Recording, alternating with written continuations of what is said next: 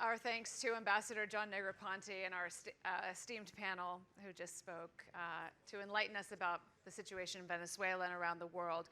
Now we want to shift the conversation a little bit as we enter this next block of programming. I'm thrilled to introduce our next session, Climate Resilience in Polio Eradication, Integrating Environmental and Gender Strategies to End a Deadly Disease. This discussion is in partnership with UNICEF USA, and it's going to dig into the key strategies and roles of multilateral organizations in adapting to and mitigating the impacts of polio. So please join me in welcoming to the stage Oscar Lopez and our fantastic panel.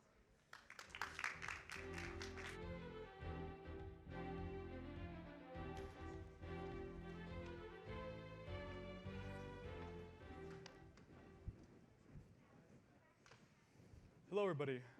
As many of you all know, the climate crisis has created a number of pervasive challenges in myriad areas, from access to healthcare to educational opportunities, including in my own hometown of Laredo, Texas. That's why I'm excited today to moderate this conversation on climate resilience in polio eradication and how we could integrate environmental and gender strategies to end this deadly disease. We have a distinguished panel with us today, and I want to give them a chance to introduce themselves before we get right into it. Hi, I'm Michael Nyenhuis, the President and CEO of UNICEF USA. I'm Michele Berg, the Deputy General Secretary and Chief Operating Officer of Rotary International. Hi, I'm Edwige. I'm the Head of Multilateral Advocacy and Resource Mobilization at the Gates Foundation. Thank you all so much for joining us. Michael, I wanted to start with you. With climate change threatening to reverse global health gains, how is UNICEF USA balancing the urgency of polio eradication with the needs to build long-term, climate-resilient health systems that can protect children from other future health crises? Yeah, I don't think it's really a balance. That's not really the question, I don't think, because building quality health systems is what polio eradication is all about. You know, we talk about polio, you think about the vaccine and getting the vaccine to people. What it's really has been about is building resilient health systems. So everything from vaccine development to procurement to logistics to cold chains to community education, which is a critical part of a health system, to training of vaccinators and the health workers who are involved. And all of that is what the health system is about. And so when the health system is threatened, then the polio eradication program is threatened as well. And climate change has lots of impacts on the health system generally. So we see these things as completely connected. Certainly, they're absolutely interconnected. Michele, I wanted to move on to you next. Partnerships have played a pivotal role in polio eradication. In light of current and emerging threats like climate change, how have partnerships continued to evolve in tackling the multifaceted issues that impact polio eradication, and what key lessons have been learned that can be applied for broader health system strengthening? Okay, thank you very much. I'm glad to be here.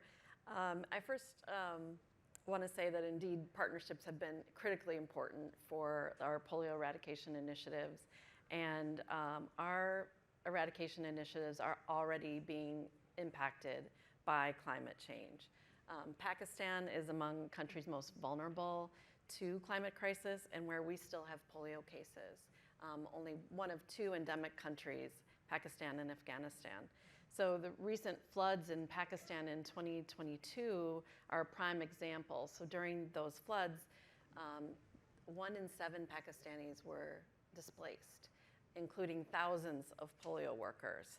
So the floods damaged the wastewater and water infrastructure, which led to new breeding grounds for polio and other waterborne infectious diseases.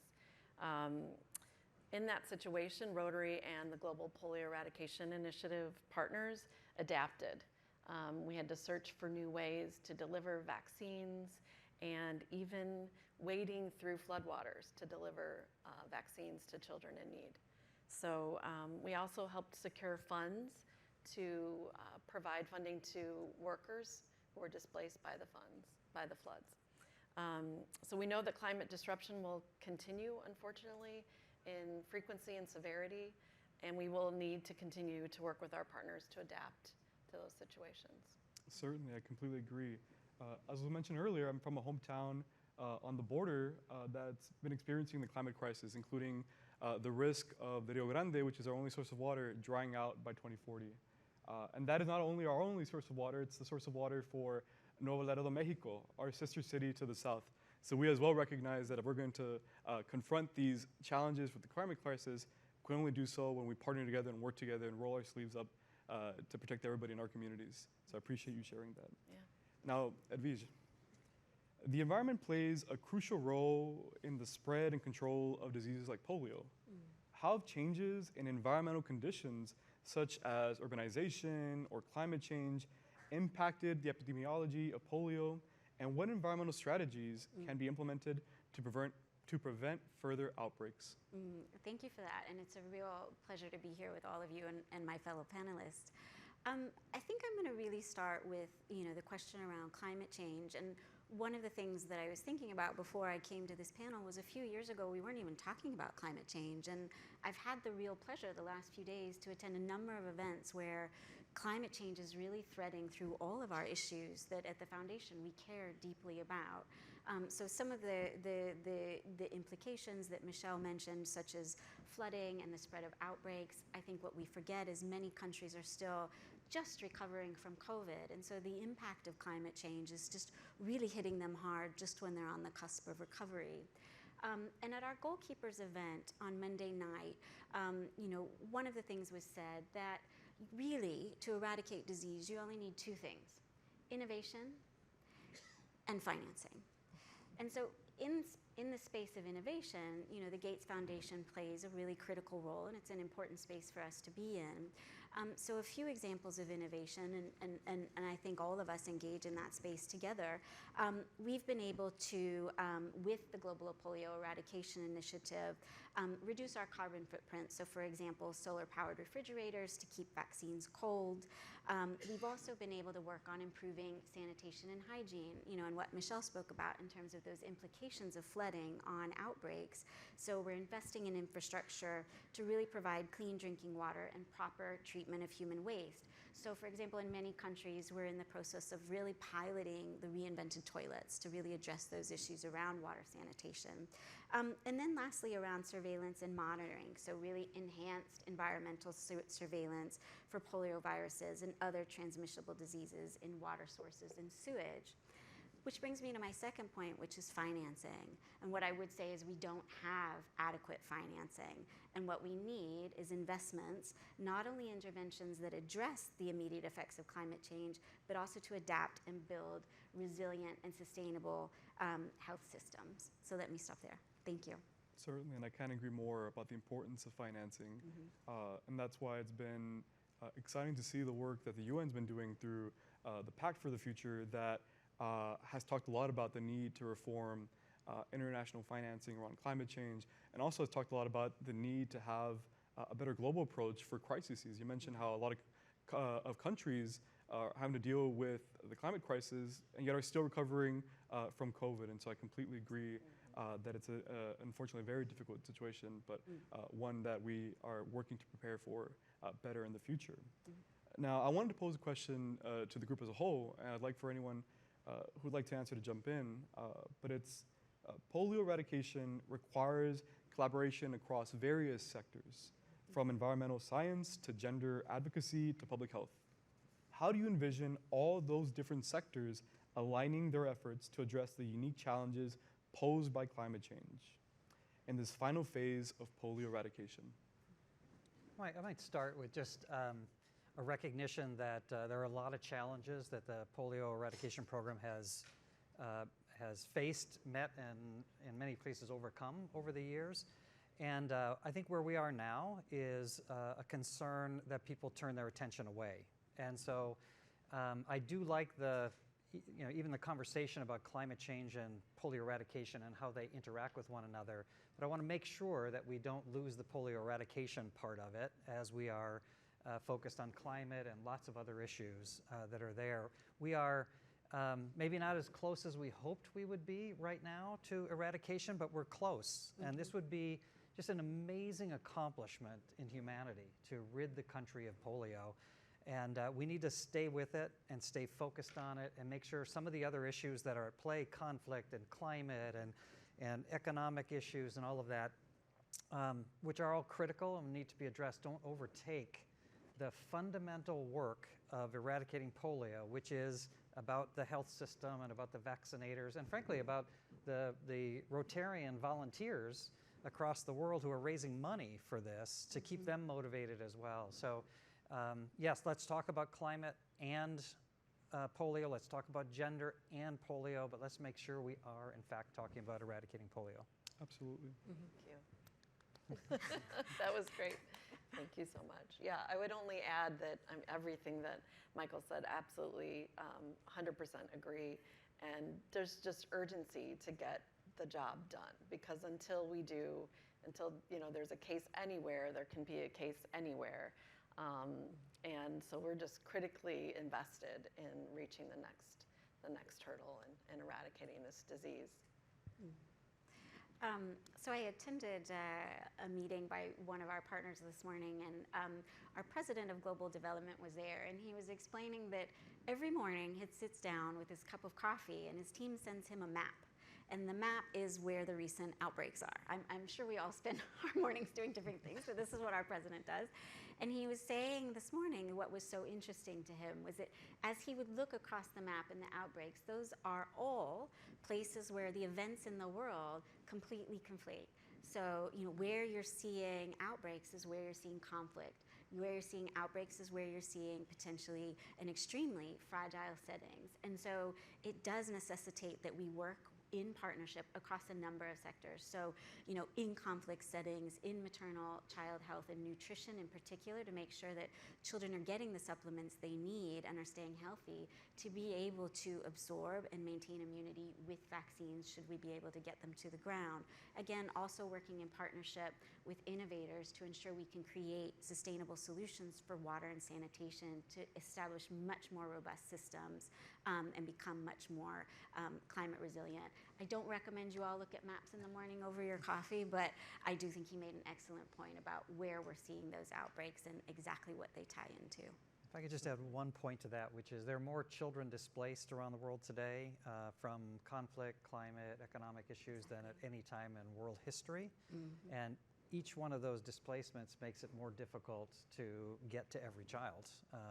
I saw that in northern Kenya last year in an area badly hit by drought, and families are moving around, and UNICEF and WHO and the Red Cross were doing medical camps and finding the pockets of children to make sure they got the polio drops that they needed. But that issue of displacement is one of the big threats right now.